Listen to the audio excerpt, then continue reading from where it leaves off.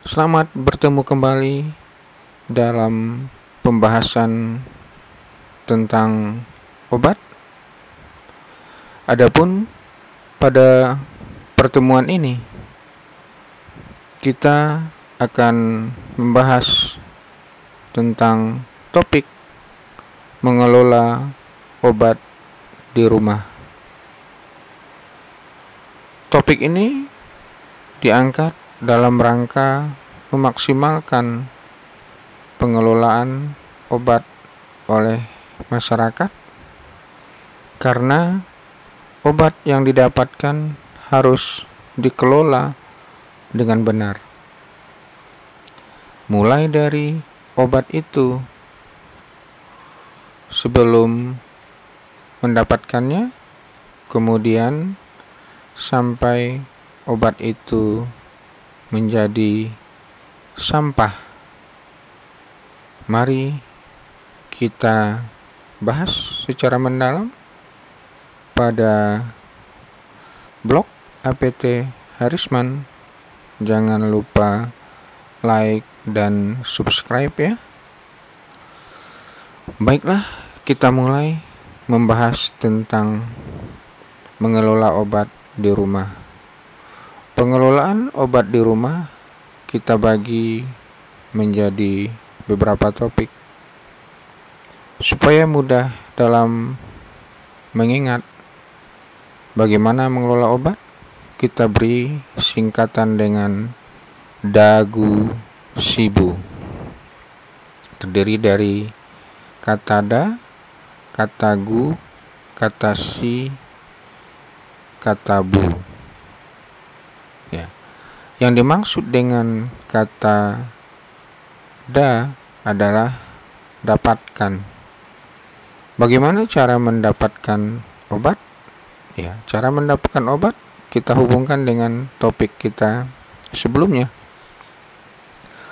Obat-obat yang logo hijau dan biru, cara mendapatkannya bisa langsung oleh pasien dengan membeli obat tersebut di apotek.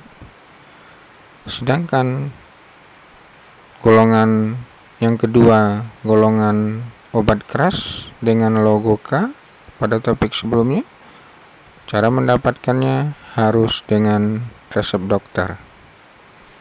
Kemudian ada logo satu lagi disebut dengan logo narkotika.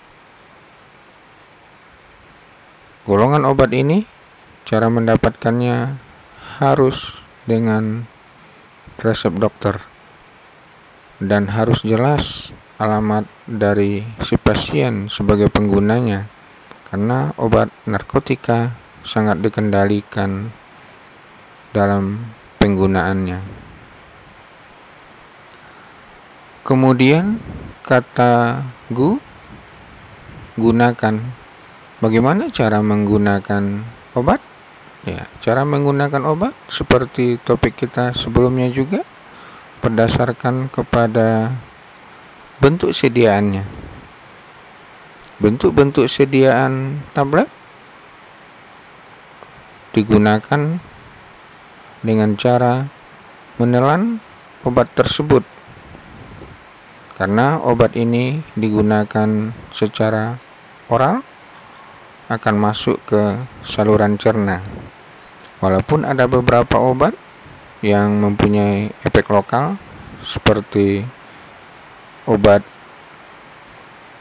yang diletakkan di bawah lidah atau sublingual atau tablet sisip yang digunakan untuk penderita keputihan.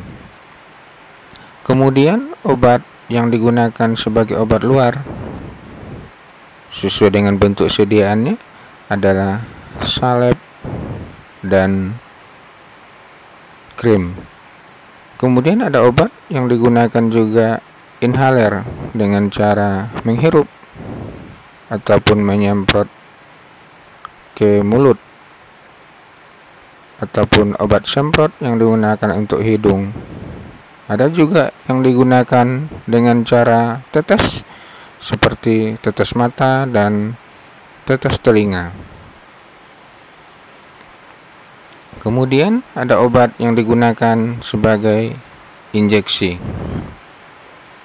Tetapi yang penting sekali dalam penggunaan obat adalah berhubungan dengan absorpsi obat, yaitu kapan obat ini dimakan, apakah sebelum makan atau sesudah makan.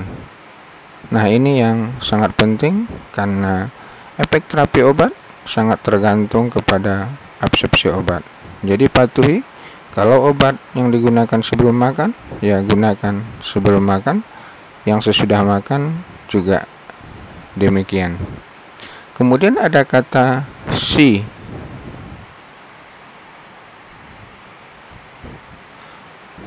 Si itu adalah singkatan dari simpan.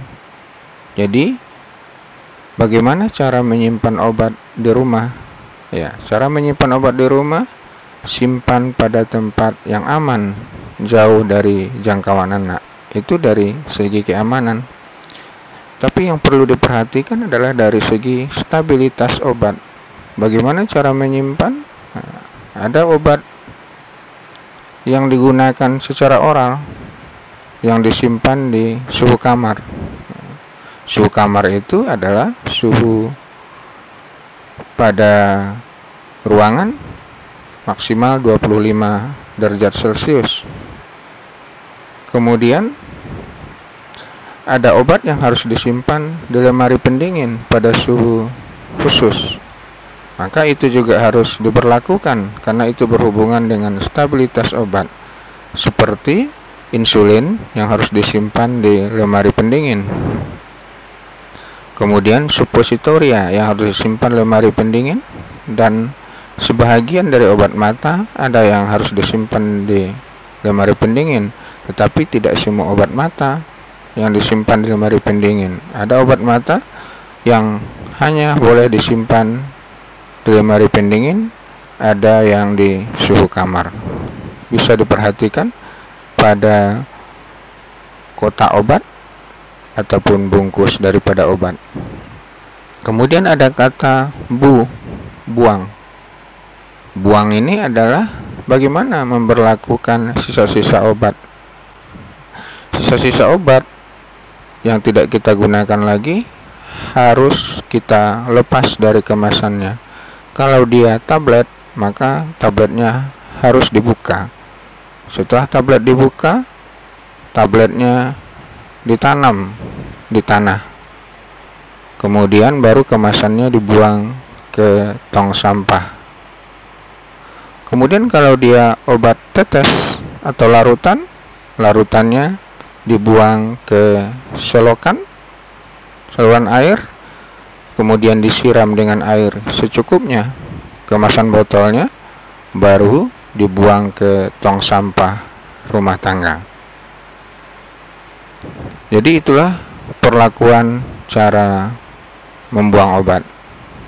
Jangan buang obat dengan kemasan utuh, karena itu ada kemungkinan akan diambil, disalahgunakan pada masyarakat, diperjualbelikan lagi. Nah, itu berisiko nanti untuk kejadiannya obat-obat expired date yang dijual lagi. Demikian penjelasan kita tentang pengelolaan obat di rumah yang disingkat dengan Dagusibu. Sekian dan terima kasih. Jangan lupa like ya.